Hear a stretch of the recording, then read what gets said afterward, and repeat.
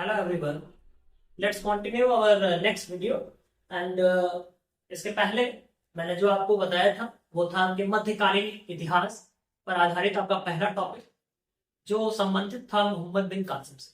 और मैंने उसमें दोस्तों बताया था कि मोहम्मद बिन कासिम से जितने भी प्रश्न आपके परीक्षा में बन सकते हैं, परीक्षा के दृष्टिकोण से महत्वपूर्ण है, वो सारे प्रश्नों की श्रृंखला मैंने बाद में ऐड की थी। और उसके साथ साथ मैंने आपको वास्तविकता से अवगत कराया था कि वास्तव में जो मोहम्मद बिन कासिम था वो भारत क्यों आया था।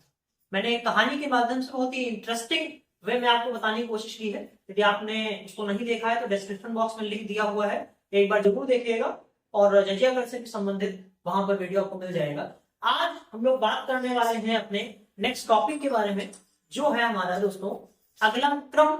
मतलब पहले अरब आए और उसके बाद में तुर्क आए थे, तो आज का हमारा टॉपिक तुर्क शासकों से ही या तुर्क का पहला आक्रमण जो हुआ उसी से संबंधित है। यदि आपको लगे कि मैंने कोशिश अच्छी की है या मैंने कॉपरेट करिएगा मुझे, तो आइए तुर्क शासकों में शुरू करते हैं।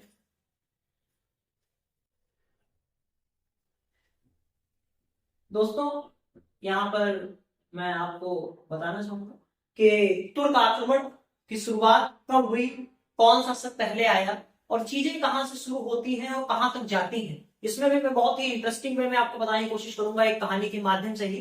तो बने रहिएगा मेरे साथ अंत तक। और यदि आपका लगता है कि मुझे कि मैंने आपको सही तरीके से बताने की कोशिश की है तो प्लीज लाइक करके शेयर करिएगा। यदि आपको लगता है कि मेरा प्रयास सही है तभी लाइक करिए, तभी शेयर करिए यदि आपको पसंद आता है तो। और हाँ, अगर आप पसंद करते हैं तो प्लीज भविष्य में अपडेट्स के लिए चैनल को सब्सक्राइब करके बेल आइकन को प्रेस करिए। तो आइए शुरू करते हैं दोस्तों कि यहां पर दोस्तों बात करें अगर हम कि भारत पर जो प्रथम आक्रमण हुआ, भारत पर प्रथम आक्रमण करने वाला कौन था और किसने किया। तो मैं आपको बता दूं दोस्तों, ये कहानी शुरू होती है आपके उस समय एक राजा हुआ करता था, एक शासक था जो गजनी का शासक था। और मैं आपको बताऊं दोस्तों, ये जो गजनी है ये प्रेजेंट टाइम में अफगानिस्तान में। ये कहानी शुरू होती है अफगानिस्तान के गजनी राज्य से, जिसका शासक हुआ करता था दोस्तों सुबुक्तगीन। अब ये जो शासक सुबुक्तगीन है दोस्तों, इसका भारत आने का जो उद्देश्य था वो लूट करना था, ये इसका कारण है।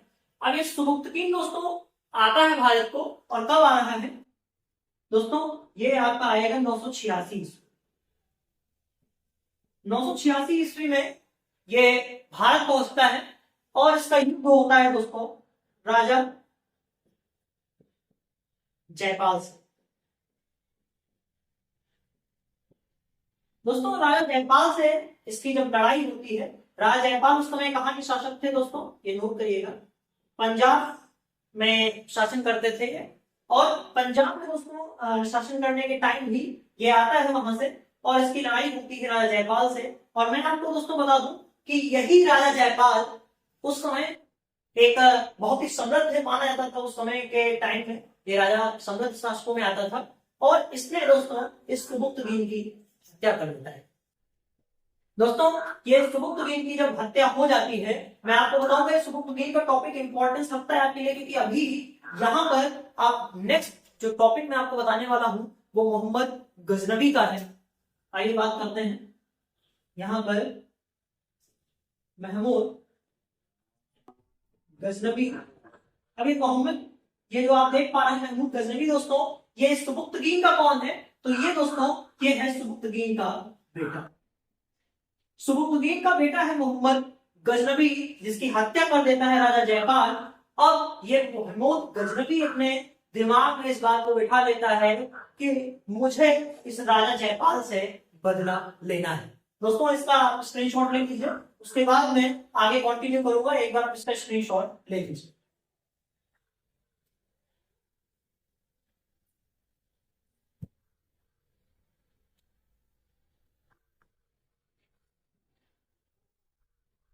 अब आइए दोस्तों इस गजनवी को शुरू करते हैं। 900 यहाँ पर ये शासन बनता है। उसके बाद में आपको 997 ईस्वी में दोस्तों ये राजगद्दी पर बैठेगा और उसके बाद ये अपना पहला आक्रमण करेगा। इसका पहला आक्रमण, मैं आपको बताऊं ना दोस्तों, यदि आपको समझ में आ रहा है प्लीज शेयर जरूर करिए। सुबुक्तुगीन का बेटा महमूद गजनवी जो अपने मन में पहले से ही ये बात बिठा हुआ था, पहले से ही सोच चुका था कि मुझे इस राजा जयपाल से बदला लेना है कि ये मेरे पिता का हत्यारा है, तो दोस्तों ये सबसे पहला हमला कहाँ करेगा, तो ये इसी राजा जयपाल पर अपना सबसे पहला हमला करेगा। और वो पहला हमला दोस्तों वो करता है 1000 ईस्वी में। 1000 ईस्वी में राजा जयपाल पर हमला कर देता है ये, और इस राजा जयपाल पर मार देता है। तो ये पहली बात जो आपने समझी कि राजा जयपाल पर इसने हमला किया, और उसके बाद में राजा जयपाल पर 1000, और कहीं कहीं दोस्तों आपको 1001 भी मिलेगा, लेकिन यहाँ पे आप 1001 या 1000 में संशय बना हुआ है कि 1000 या 1001 अलग अलग बुक्स में आपको डेटा यहाँ पर मिल जाएगा। फिलहाल आप यहाँ पे 1001 के साथ जाइएगा, क्योंकि 1000 में दोस्तों इसने पहला हमला किया, और उसके बाद 1001 में इसने फिर से दोबारा हमला ये करता है। दूसरे हमले में दोस्तों ये राजा जयपाल को मार देता है। अब मैं आपको बता देता हूं दोस्तों कि राजा जयपाल, जैसा मैंने आपको बताया कि ये पंजाब का शासक हुआ करता था, तो इसी पंजाब से दोस्तों, इसी पंजाब से ही दोस्तों ये 1001 से और 1027 तक, 1001 से 1027 ईस्वी तक दोस्तों ये 17 बार आक्रमण करता है। 17 बार, ये 17 बार आक्रमण करेगा, 17 बार ये आक्रमण करेगा। और मैं आपको बता दूं कि सबसे इसका जो इंपॉर्टेंट और सबसे जो पूछा जाने वाली बात है, तो 1025 ईस्वी में दोस्तों ये गुजरात पर आक्रमण करता है, और गुजरात में ही दोस्तों जो पूछा जाता है सबसे ज्यादा वो आपका है सोमनाथ मंदिर का। सोमनाथ मंदिर पर जो हुआ आक्रमण है, ये सबसे ज्यादा पूछा जाता है कि 1025 ईस्वी में दोस्तों यहाँ पर आक्रमण करता है, क्योंकि गुजरात में है, गुजरात में ही दोस्तों आपका सोमनाथ मंदिर है। 17 बार आक्रमण ये करेगा यहाँ पर, क्योंकि इसका जो मेन मोटिव था मैंने शुरू में ही आपको बताया, लूट करना था, भारत को लूटना था, इसलिए ये 17 बार आक्रमण करता है लगातार 1001 से 1027 ईस्वी तक भारत के ऊपर। और 1025 ईस्वी में दोस्तों ये सोमनाथ मंदिर को पूरी तरह से खत्म कर देता है, क्योंकि ये सबसे ही इंपॉर्टेंट सोमनाथ मंदिर आपका कहाँ था उस समय, ये गुजरात में था। ये सबसे ज्यादा पूछा जाने वाला अभी तक का प्रश्न है। अब मैं दोस्तों यहाँ पर आपको एक नेक्स्ट पार्ट में आपको बताने वाला हूं कि यहीं पर एक दुर्ग हुआ था, भेरा का दुर्ग, और उस भेरा के दुर्ग पर दोस्तों ये आक्रमण कर देता है। उसके बाद में यहाँ पर आपको जो नेक्स्ट पॉइंट याद रखने वाला है वो मैं आपको बताऊं कि यहाँ पर इसके राज दरबार में 2 कवि थे। इसके राज दरबारी जो कवि हैं इनके बारे में भी दोस्तों पूछा जाता है। इसका पहला राज दरबारी कवि दोस्तों था फिरदौसी। फिरदौसी से प्रश्न पूछा जाता है कि फिरदौसी से पूछा गया है कि शाहनामा, इसमें स्टार लगाइएगा, शाहनामा ये आपसे पूछा गया है बहुत बार एग्जामिनेशंस में कि शाहनामा किसकी रचना है, तो आप याद रखिएगा कि ये फिरदौसी की रचना है। और ये भी पूछा गया है कि जो फिरदौसी था वो किसका राज दरबारी कवि था, तो याद रखिएगा वो इसी आपके महमूद गजनवी का राज दरबारी कवि रहा। अब आपका दोस्तों दूसरा मैं आपको बता दूं कि दूसरा जो यहाँ पर सबसे ज्यादा पूछा गया प्रश्न है, ये दूसरा वाला, उसको भी याद रखिएगा कि दूसरा राज दरबारी कवि जो आपका था वो था आपका दोस्तों अलबरूनी। अलबरूनी था, और इस अलबरूनी से भी प्रश्न बना हुआ है। एक पुस्तक का नाम दोस्तों अपना है जिसका नाम है तहकीक ए हिंद। तहकीक ए हिंद पुस्तक किसकी है, तो आपसे सीधा पूछा गया है, और वो पुस्तक किसकी है, अलबरूनी। दोस्तों एक चीज समझिए, यहाँ पर जो 2 प्रश्न महमूद गजनवी से बने हुए हैं उसको भी समझते हैं। पहला प्रश्न दोस्तों मैं यहाँ पर आपको बता दूं कि महमूद गजनवी के यहाँ पर दोस्तों सीधा प्रश्न ये बना हुआ है कि बुद्ध शिकन किसे कहा है। यहाँ पर ये 2 बातें याद रखिएगा, बुद्ध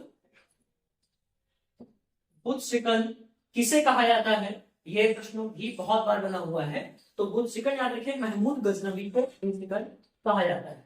और उसके साथ ही दोस्तों बुद्ध शिकन के साथ साथ एक नाम और याद रखिएगा, वो है आपका इसको महमूद गजनवी को मूर्ति भंजक भी कहा जाता है। ये आपका ये दोनों प्रश्न अपने अलग अलग एग्जाम में पूछे जा चुके हैं कि मूर्ति भंजक या बुद्धिशिखंड किसे कहा गया है। जो आपका मूर्ति भंजक है दोनों एक ही बात है दोस्तों। ये आपकी तुर्की भाषा का शब्द है और ये हिंदी भाषा का शब्द है। मूर्ति भंजक का मतलब यह है चूंकि इसने भारत में आने के बाद में पूरी तरह से मंदिरों को ध्वस्त कर दिया था, मूर्तियों को तोड़वा दिया था या स्वयं उसका एक कारण बना था। इस वजह से दोस्तों इसको मूर्ति भंजक या बुद्धिशिखंड के नाम से भी जाना जाता। ये सारा का सारा था तुर्क शासक से। मैं आपको एक बार रिमाइंड करा दूं कि भारत पर प्रथम आक्रमण किया जाता है आपका गजनी के शासक अफगानिस्तान का जो इसमें प्रेजेंट टाइम अफगानिस्तान है। गजनी का शासक सुबुक्तगीन था जिसने दोस्तों आक्रमण किया है पहली बार भारत के ऊपर। पंजाब के शासक राजा जयपाल से उसकी लड़ाई होती है और राजा जयपाल के द्वारा उसकी हत्या कर दी जाती है। उसकी हत्या राजा जयपाल के द्वारा की गई। इस बात को दोस्तों उस समय सुबुक्तगीन था उसका बेटा हुआ करता था महमूद गजनवी।